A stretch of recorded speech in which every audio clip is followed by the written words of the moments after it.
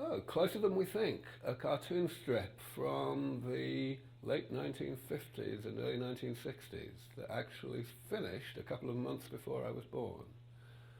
And this one is called Rebuilding People. Doctors are looking ahead to the time when man-made substitutes will replace many sections of the human body. And in tomorrow's world, hospitals may stock many synthetic human parts, just as they have blood and bone banks today. Tiny valves, now used in space mechanisms, will strengthen defective hearts. Plastic meshes are being tested to reinforce weak chest and abdominal walls. Other plastics are undergoing experimentation as trellises along which arteries will rebuild themselves. Hospitals of the future may well be warehouses of spare human parts as well as headquarters for installing them. Fascinating. So how true is that with today's technology? Well, to be honest, it's mostly true. It's not true yet, but the route towards it is uncannily accurately described here. I mean, if we're remembering that this was written 55 years ago or something like that. If I go through the highlights of it, I can elaborate. So the idea of having organ banks, places where organs are stored for transplantation into people, is something that doesn't exist yet, but people are certainly working on it. And in fact, a company that we span out just last year, which is run by the person who was for several years our chief operating officer, that company is actually developing exactly that thing based on a technological breakthrough that they made that is going to make it much more possible to cryopreserve organs, to take an organ from a donor and to reduce it to, let's say, liquid nitrogen temperatures in a manner that does not damage it, and therefore that allows it to be warmed up again later and given to someone. That's a technology that we absolutely vitally need in organ transplantation, because at the moment, if you can't freeze an organ when you take it out of somebody, it only lasts a few hours, and that's not enough to get it across the world to a donor who's already waiting for it, let alone to bank it waiting for a donor next decade or next year. So that's coming. That's really coming. If we talk about the next paragraph, the valves that might strengthen defective hearts and the meshes to reinforce things, these things are indeed also already happening. The whole field of tissue engineering, which kind of started to emerge maybe 30 years after this was written, and which had a bunch of false starts actually, that field is now really burgeoning. There's a number of very promising and successful companies in that space. And again, these things are really moving forward. Of course, things have changed. The different materials that are being used keep improving. The ways in which we create these valves and these trellises, as the thing calls them, have changed. But the general concept is pretty much exactly what this paragraph describes. It's uncanny. So then I was going to go into it's some that we actually might go over the same things again, but saying in Radebaugh's piece, he posits that we will rebuild people by using synthetic human parts. What are some of the realities of that today? I guess we've kind of talked about that. What is being worked on now to rebuild people and slow the process of aging? The rebuilding of people and the slowing of the process of aging are not quite the same thing. And so I think it's probably worth my while to distinguish them a little bit. The big thing that underpins, the big concept that underpins our work here at Sense Research Foundation is that we're not exactly trying to slow down the process of aging, we're trying to reverse it. We're trying to take people who are already in middle age and older and develop medicines that can restore them to a biologically younger age than when we started. Now, that does not, strictly speaking, mean reversing the chemical and biological processes that got them to the biologically old age. It does mean, however, damage repair. Aging is, by definition, the accumulation of damage that eventually overwhelms the body. And if we can repair that damage, it will never reach that level that overwhelms the body. So that's what we want to do. And this kind of tissue engineering that this cartoon strip describes is one huge example of the type of damage repair that needs to be done. Most of the things that have to be done additional to replacing organs are at the molecular and cellular level. For example, you can replace a liver maybe, but you can't replace all the muscle in the body just like that.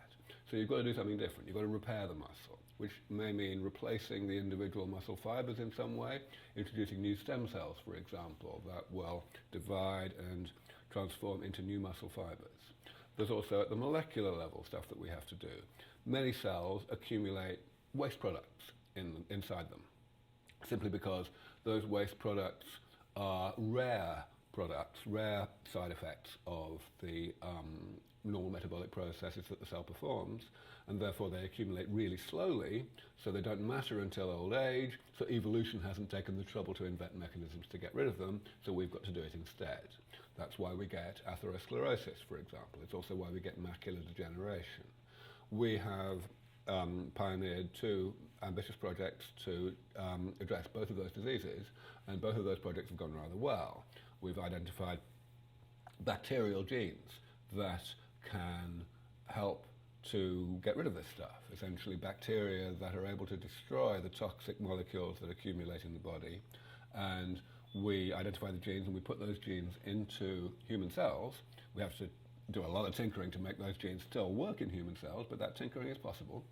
So we end up with cells whose ability to break things down is expanded, augmented, and they therefore don't get poisoned by these normal things. And that's marvelous. It means that we're within striking distance of truly curing these massively important diseases. That's not tissue engineering, it's not replacing parts, but it achieves the same objective. It makes the body biologically younger. Okay, so that actually answers the next question. Yeah, I'm in the habit of doing that. That's great. What is the future of rebuilding people today? If you were to project ahead as Arthur Radebaugh did, what would the image look like to you if you were to project, 40, 50 years? I believe that by 40 or 50 years from now, we have a very good chance, I would say at least 70 or 80%, of reaching a point that I've called longevity escape velocity. Essentially what that means is that even though our therapies for repairing damage in the body, whether at the organ level or at the molecular or cellular level, will not be perfect by that point, they will be very good. They will be very comprehensive. So comprehensive that the residual damage that we can't yet repair will accumulate really slowly, and we'll have time to incrementally improve the therapies further as time goes by. So it will be equivalent from the point of view of the individual who receives these therapies to the situation in which the therapies really were perfect. The total amount of damage that the person is carrying around will be nowhere near the level that's bad for you, that causes pathologies of any kind. I believe that, yes, we've got a very good chance of getting there by that time. However, of course, our priority, the reason why Sensory Research Foundation exists, is to hasten that moment. We believe that we are doing more than anybody else in the world to actually develop these therapies, to bring them to fruition sooner rather than later. We're not doing enough, though, because we don't have enough funding. We'd love to be a lot bigger, and we believe that we could probably shave another decade off the time that this is going to take if we could just get a little bit more funding.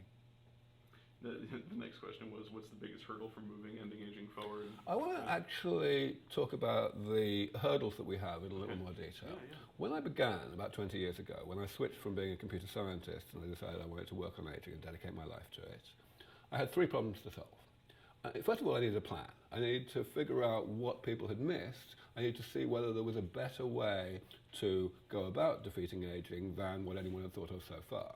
And sure enough, it turns out there was. It took me 5 years of learning and thinking and so on, but in the year 2000, I had this kind of eureka moment, realized that the idea of damage repair was actually not only much more, it would achieve much more than slowing down the creation of damage, which is what everyone else has been looking at, but also it actually would be a lot easier from a practical medical perspective, for reasons that I won't go into now. So that was the first thing, and it was a kind of instant thing. Step one, done. Step two was people. I had to get the best people in the world on board, enthusiastic about actually applying their expertise, world leaders in these various relevant areas that I had brought together into my plan, right? I had to get them to be interested in not doing these less ambitious, more low-hanging fruit things that they were mainly doing, and doing this instead. And that turned out to be really easy as well, because the ideas that I had not only were scientifically robust, they were also exciting. Right? So that was good. And, I made the right kinds of friends and colleagues. And so by, I'm going to say at least 10 years ago, that was more or less complete. We had everyone on board that we needed.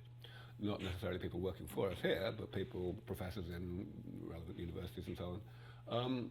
So then only one problem remained, and that was giving them the financial resources to get the hell on with it. And that, unfortunately, remains a huge hurdle. Our budget today is only $4 million a year. It's absolutely pitiful. And, you know, if we had 40, if we just one more digit on that, which is still a drop in the ocean of medical research worldwide, or even in the US on its own, then we could probably go 3 times faster. That is one hell of a lot of lives that we believe are being lost. Wow, I didn't realize that the budget is so small with that one. I had one last question. Like from I don't know, researching you and looking into this a lot, and like I personally follow it just outside of this. Whenever people talk about like ending aging, like they always bring up like population control. One of the things that I had been thinking about lately was like in terms of like cultural implications to ending aging, like when you run into societal things like if a Supreme Court justice can now live forever, or like like social issues not changing because people are living longer. I don't know, like where do you see that, or how that may change or not? As a scientist, I could just say, this is not my problem. Right? I could say, listen, I'm just trying to do my best to develop new technology. I certainly never do that. I always believe that it is my responsibility as someone who thinks he knows more than most people about how this can be done and when it can be done, to actually discuss and address all of the concerns that people have about what the consequences would be, what problems we might create as a byproduct of solving the problem we have today. And I've been talking about the answers to these questions since the very beginning, since even before I started being interviewed on TV. The answers are really simple. And it's really quite soul-destroying. I was going to say frustrating, but it's more than that. It's soul-destroying how resistant people are to listening to the answers, because the answers are so obvious and so easy to understand.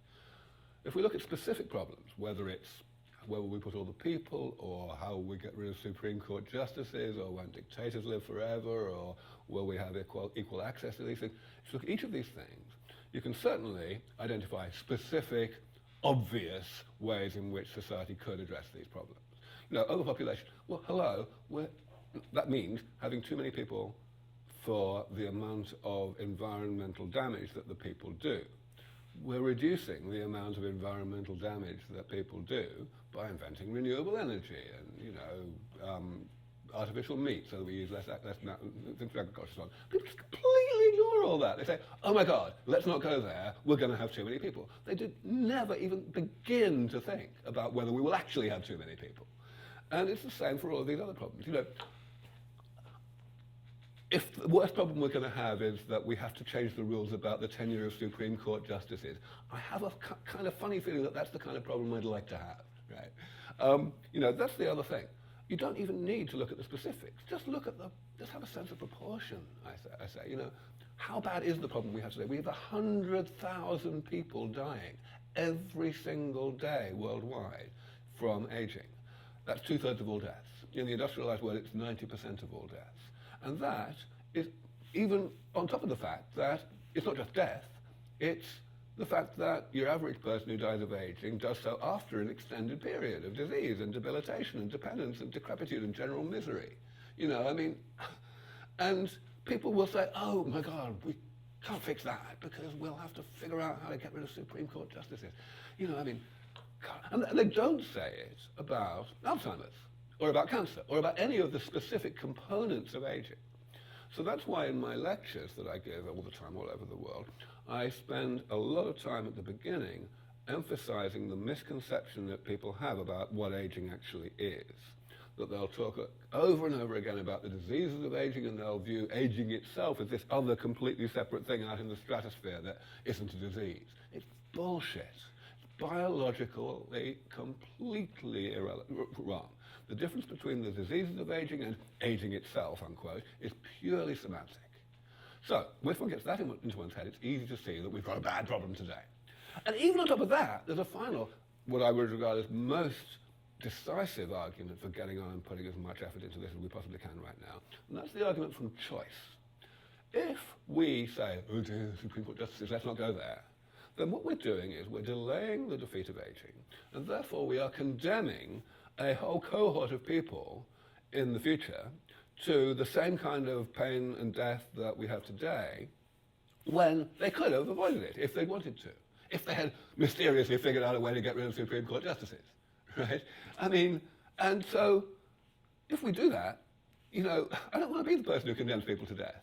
Whereas conversely, if we get on and do this as fast as we can, then we're giving humanity of the future the option whether to use these therapies, how to use them, and they are entitled to have that option.